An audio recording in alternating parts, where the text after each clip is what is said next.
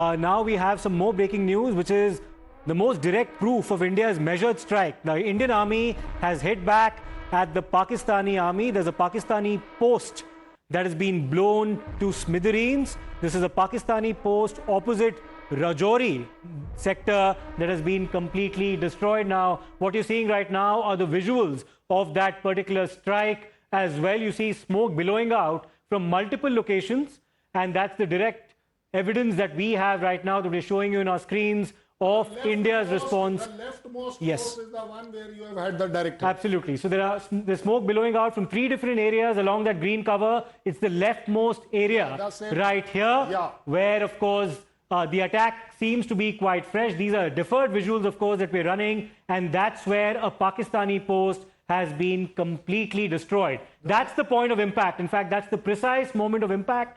And upon that, of course, you see smoke billowing out there, and the debris, of course, completely visible after that particular point of impact. A post opposite Rajouri that's been completely destroyed by our defense forces. Well, let's show you this particular visual once again. There's a lot of green cover. Obviously, these are hideouts of launch pads, presumably of terrorists, and the Pakistani army, of course, which is established posts there. You do see a missile being, in fact, targeted at that particular post. You see a slight sliver of light, in fact, moving in that direction, and that post being completely destroyed. There, of course, is a much more close-up version of that post getting destroyed. You did see the missile being aimed at that direction, and upon the point of impact, that particular post is completely blown to smithereens. This is a Pakistani bunker that had been operating opposite the Rajouri sector.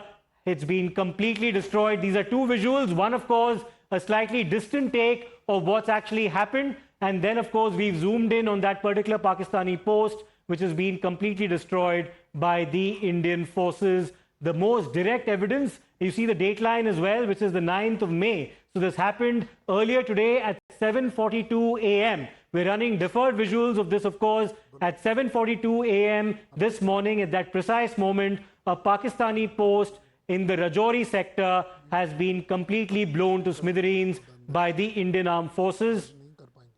Colonel Singh, if you could just take us through that particular visual. You were explaining to us about what exactly happened. Tell us about the kind of planning that would have been, in fact, deployed in undertaking an operation of this nature. Now, we'll come back to that in just a short while. Yes, Colonel Singh, if you could just take us through those visuals once again, sir. You see, when we do this, luckily being a gunner officer, I can only tell you that we do have the wherewithal for doing that. It's not very rocket science in it. In layman language, I'll put it very simply. You put a range fighter, you know the exact distance. You have acquired it. See it on the map. You give the corrections of the Met, and straight you fire. 1. Number 2. Another is the wire control, which straight away you can control physically. Another is you feed it, it will get hit. These are those targets which actually we have been tolerating, we have been allowing. We could have destroyed it any day. Yes. It is only that today our resolve is entirely different. Of course. And that is where you are finding, what is this target? This is nothing. Yeah. If we can go to Lahore in Punjab, and so-called Pakistan ka dil hai, in my language, wo bill hai basically saap ka. There is nothing more than that. And if we are hitting them there, now it is going to hurt them.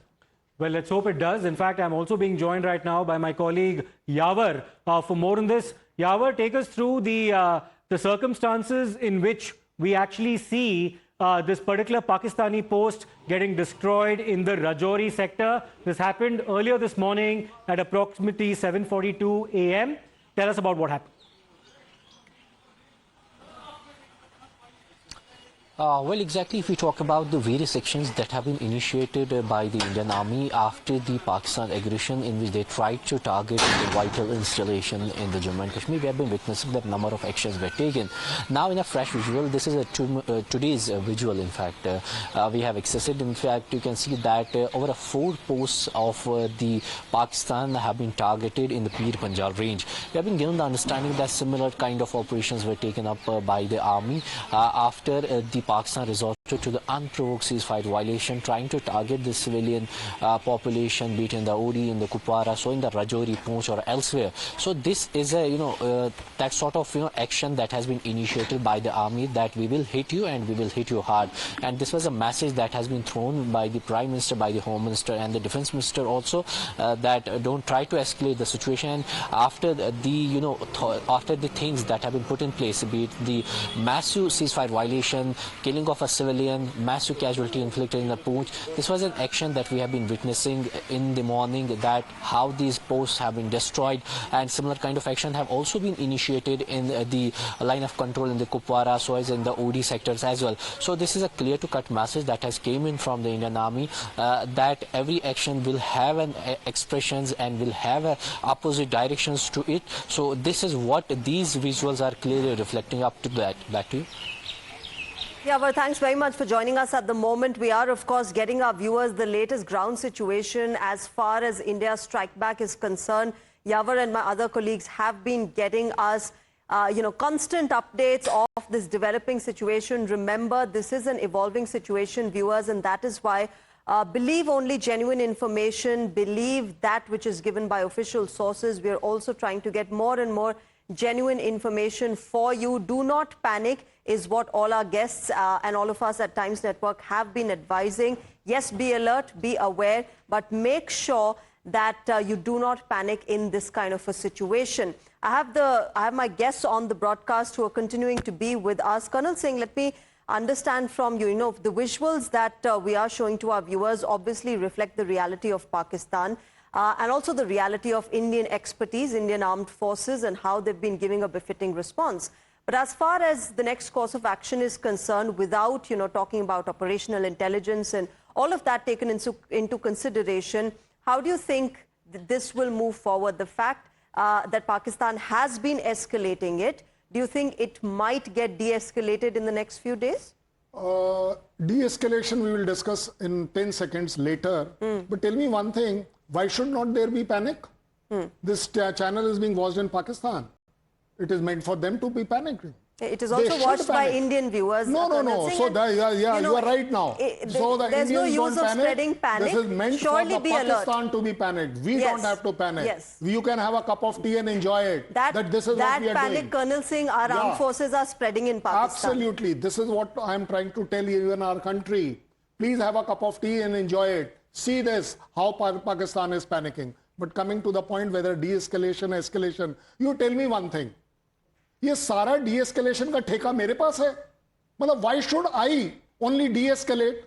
Why should there be no trouble in Asia, South Asia or whatever Asia only by me? But by the way, I'm still prepared to do it. How do we de-escalate? By allowing us that the Pakistan is never able to escalate, never able to initiate. I do not want that what Madhav Nalpat sir said very correctly. It will continue and continue. He has been watching it. I have been watching it since 65, 71, onwards. Where is the doubt? But still, this is the time. This is the time when first time ever we are not asking the world community to stand with us. I don't want you to fight my war. I will fight my own war. I am fighting a war by declaring it on terrorism. And if with this terrorism you are prepared to stand against it, well, we have given you a chance. You miss the bus, it is your problem. Today, it is very clear. Our foreign minister said it so well. We don't want advisors. हमको ज्ञान नहीं चाहिए. हमको आज आप हमारे साथ खड़े हैं या नहीं खड़े हैं. Either you are with us in this fight of terrorism or you stand exposed that you have been always maintaining double standard कि अगर ओटाबाबाद में आपको उसामा बिन लादेन मारना है, अगर इजराइल ने हमास को मारना है, then they can go across. But only India has to be going by restraint, be very careful, don't escalate, all these words. But I'm still saying, you give me one instance where we are escalating. You give me one instance where we are initiating. Yeah, you give me I one agree. We haven't initiated this. Selective. We've never initiated this. And as the government of India has been saying, the original escalation was the 22nd of April Pahalgam attack. and India is only retaliating towards terrorism, towards terror camps on Pakistani soil. And I also understand, Colonel Singh, the frustration that comes when you say कि हमने ही ठेका ले रखा है de-escalation का, because that is a policy that India has followed over the past several decades with Pakistan. We are changing. And this yes, is a new now India. it is changing. We are changing now. Yes, if yes. a person, decent person like Madam Nalpat sir can say that we must go all out, I'm telling you, a man of peace is saying that. Yeah. Yeah. Well, we are changing. So that, of course, is changing now, and that impact is being seen. But Professor Nalapat, to you, there's a lot of dynamic also involved when we talk about international support and international isolationism that is being practiced when two countries are at conflict. In the case of India and Pakistan, we have seen the likes of US condemn Pakistan, urge it for de-escalation, and also support India's right of self-defense. While we may stand by the fact that we do not need that support from countries across the world because we are capable of on our own, but the more the better, right? The more the countries speak against Pakistan and support our right of self-defense, the better for everybody. Look, I mean, all of us who studied this problem, we know the psychology of the individual, the average psychology. They love winners.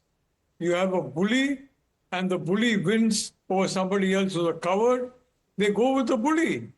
He's a bully, but they go with him. They love winners. And frankly, we need not have a Prithviraj complex. Our people are united. 1.4 billion people of India are united. Prime Minister Modi has only spoken about 1.4 billion people. We have one of the most vibrant Muslim communities and Christian communities in the world. My handle posted an image of a new Pope, and he's got African roots. Yeah. Remarkable. So my point is very simple. There's no reason for us to get upset or anything. We are capable. Now look at our drones. Look at what they have done. And I can assure you there's a lot of technology on the way, especially if you empower the private sector and don't allow the bureaucracy to just have a monopoly of the public sector, which the Prime Minister is very clearly against. And he's dismantling this. He's allowed the private sector into all fields of defense, but they're our own citizens. If we can't trust them, whom can we trust? So we have technology. As for this nuclear rubbish, I'd like to point out, it's absolute rubbish. As already been pointed out by my friend, India has got eyes in the sky. We didn't practice satellite dogfights because we wanted to show it on television. In fact, it was not shown very much on television, nor should it be shown. Because satellites are deadly. They're a weapon of war. This smartphone is deadly, as the Israelis showed. They're a weapon of war. Today's weapons of war are high-tech items. It could be in a kitchen. Absolutely. It could be in a living room. And my point is very simple. Israel has shown the way. And the reality is our scientists are as good or better than any of them. And absolutely. Professor Nalapat, I'm glad that you brought this point of tech dominance. One last point. Yeah, go ahead. The soft side. Pakistan will show its soft side. Dick Cheney said about Al-Qaeda when they were going after them in Iraq. You show me the soft side of Al-Qaeda. Show me the soft side of GHQ Rawalpindi. Show me the soft side. We have given away Haji Pir. We have given away a POK. We have given away repeatedly.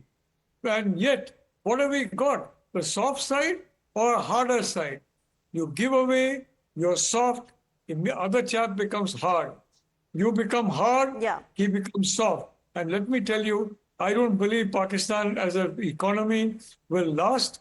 The Chinese economy is also in no shape to sustain them for very long. And given the Chinese problems with the United States and the issues it is facing across the Taiwan Straits and the Indo-Pacific, I don't believe they're going to actively intervene. Okay. So this is our opportunity, and we should full advantage of it. And we are taking full advantage of it, whether it's on ground or diplomatically. You talked about crucial points there, Professor Nalapat, and two of those points I want to talk about and further this discussion with. One is the tech dominance, and the other, of course, is how things have changed, how India has changed its diplomatic approach towards all of this. But we'll talk about this after this short break that we are taking at the moment. Stay tuned, viewers.